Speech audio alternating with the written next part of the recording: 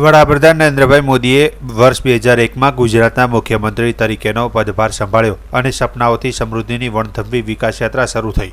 જનવિશ્વાસ સેવા અને સમર્પણના 24 વર્ષ ઉજવણીના ભાગરૂપે મુખ્યમંત્રી ભૂપેન્દ્ર પટેલના નેતૃત્વમાં તારીખ 7 થી 15 ઓક્ટોબર દરમિયાન રાજ્યભરમાં વિકાસ સપ્તાહની ઉજવણી કરાશે.